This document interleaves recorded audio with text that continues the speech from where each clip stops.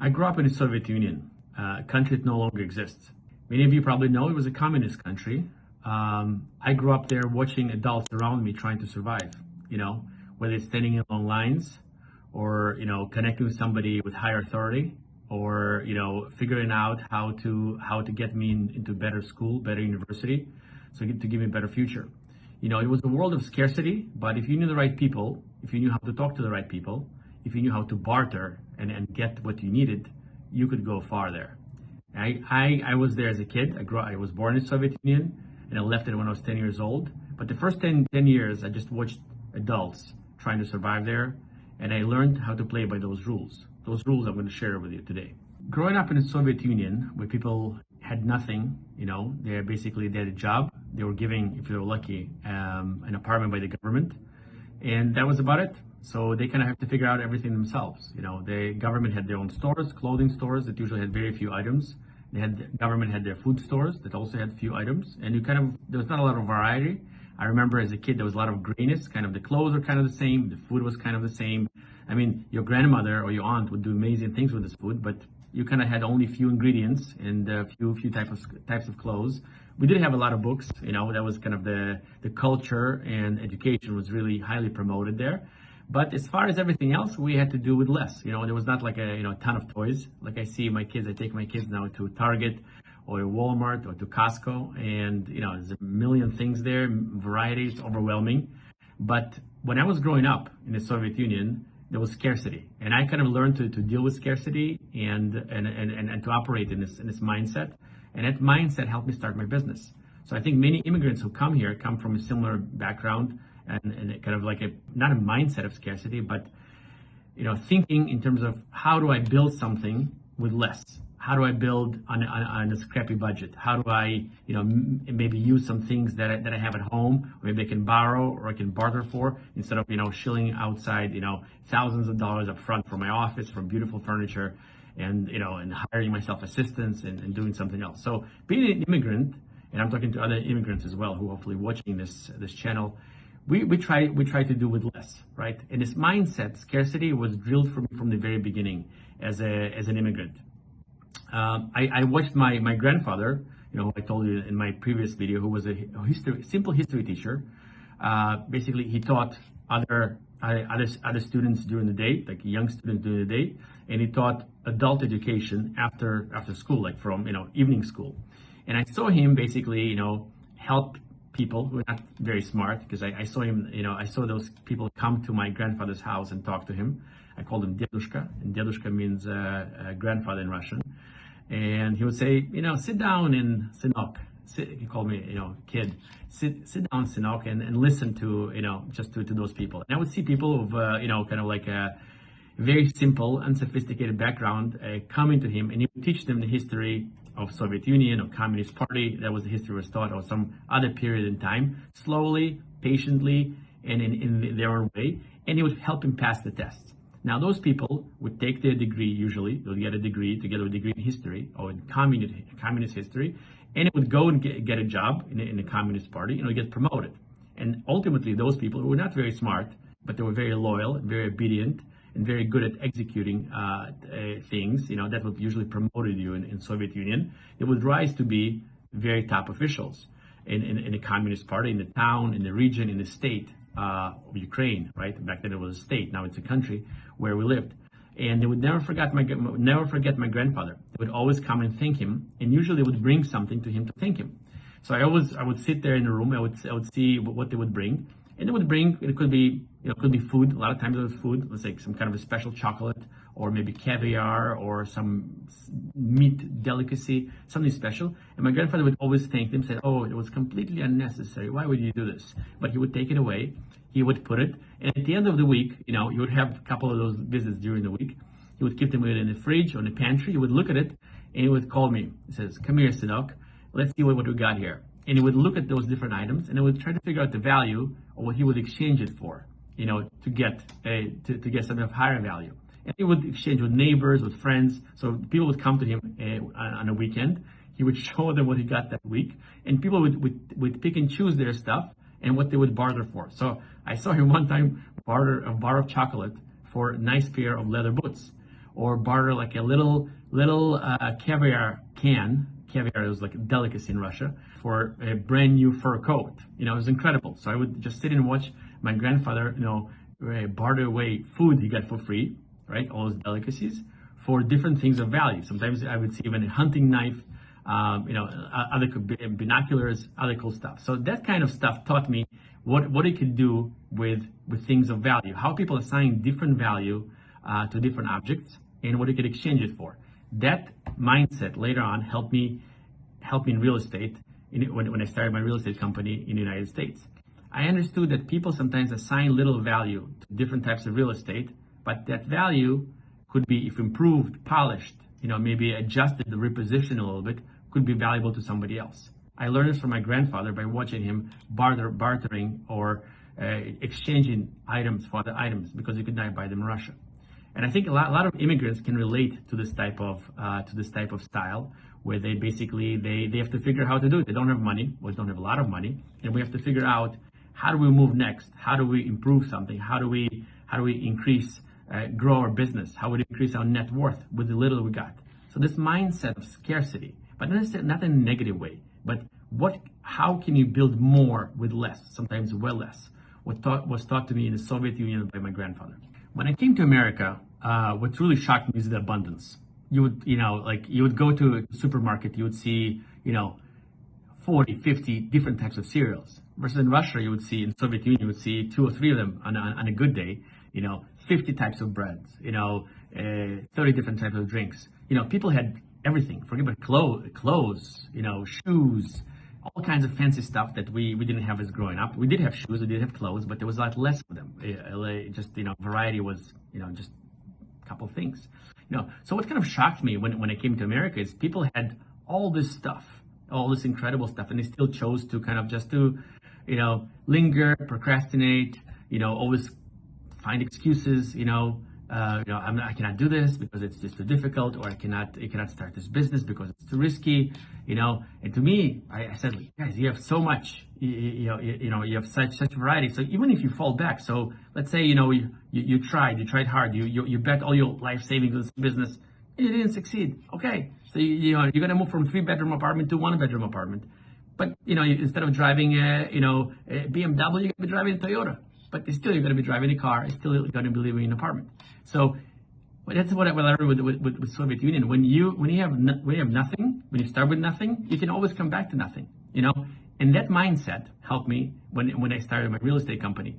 During the crisis of 2008, 2009, when I started buying condos, I was not afraid, because listen, I said, I'm nobody from nowhere. I have nothing. I have a little bit of savings, and I borrowed a little bit of money from some friends and family, and a lot of money from the banks. So worst comes to worst, listen, I'll lose my money. I will feel bad about losing my friends' money, but I'll figure out a way to how I can repay them. And the bank's money, I mean, what can you do? Banks have a lot of money, so they probably wouldn't mind so much about that loss. That was my thinking back then.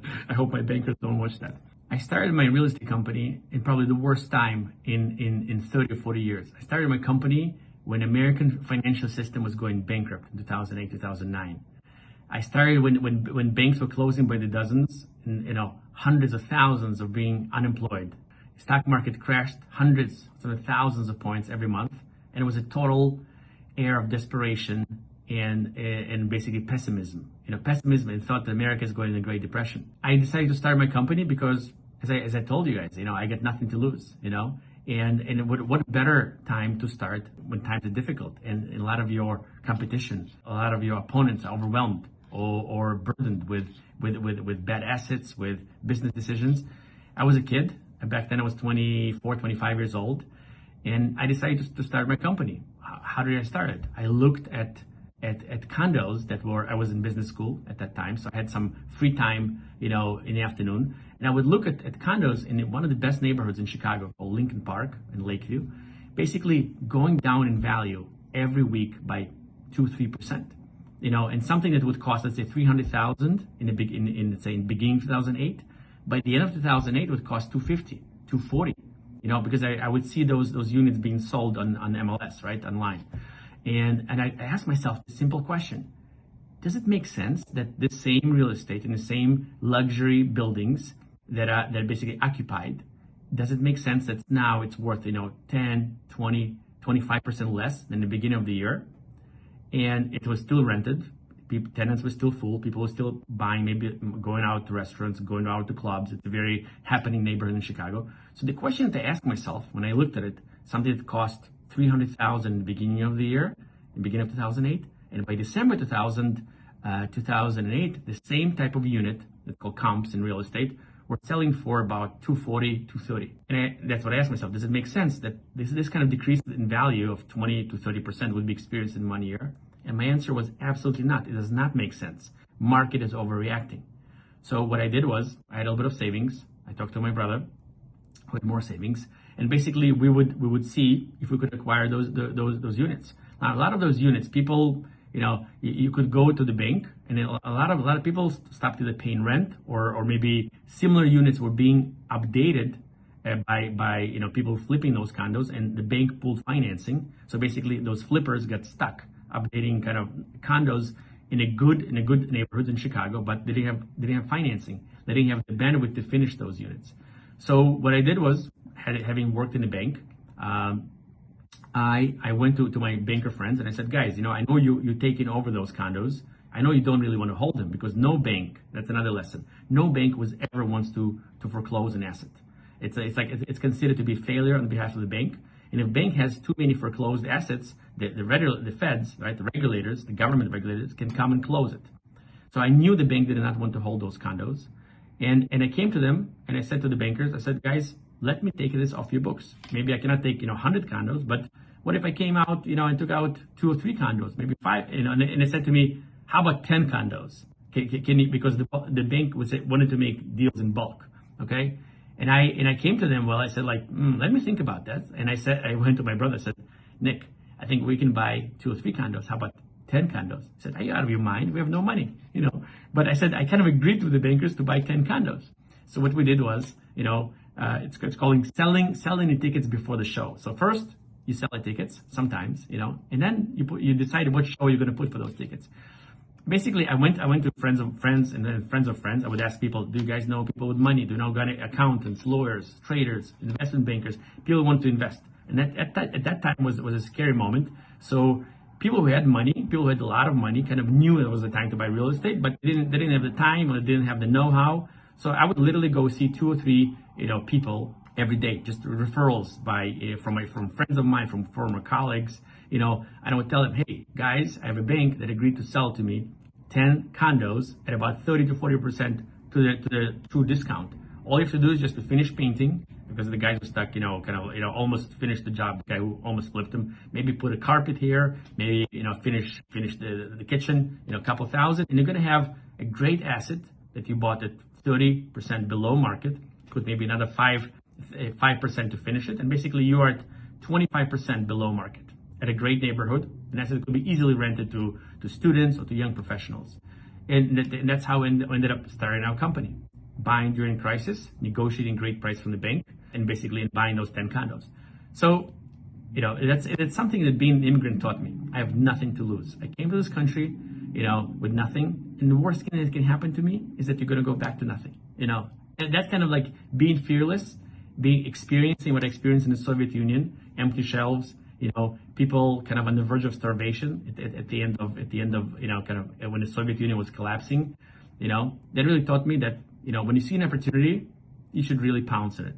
Don't wait for permission, and since then it's been one of my key rules. Don't ask permission, ask forgiveness. Again, in a good way. We're staying within boundaries of law, but it's better to do something and ask forgiveness than to ask for wait to ask for permissions. And I see that a lot of people, especially a lot of young people, are waiting for permission, to somebody to allow them to do something, or let me ask this, let me ask that. No, first do it, and then if you did something wrong, I'm sure other people will come and tell you. There are 3 takeaways from today's video. Number 1, as I told you, don't wait for permission. Ask forgiveness, right? Don't wait for somebody to allow you to do something, to permit it to cross all the eyes. Just do it. Okay, again, stay ethical, stay legal, don't violate the law, okay? But if you want to do something, don't wait for permission, and for sure, don't wait for perfect market conditions, because it will never happen, okay? The sooner you start, okay? That's lesson number 1. Lesson number 2 is doing with less, okay? You don't have to have the perfect marketing campaign. You don't have to have the perfect website, don't perfect Instagram page, or the perfect business plan or the ideal amount of money. Just start doing it. Okay, just start doing it. Maybe start small. Maybe buy one condo, or buy a little Airbnb property. Put low debt on it. Okay, many things in real estate happen because people over leverage. But start slow, start small, but start. Don't wait for anybody else. Okay. And get creative, get scrappy. If you can buy stuff in Walmart, to update your unit, or maybe watch some Instagram videos or YouTube videos. Don't hire an interior designer.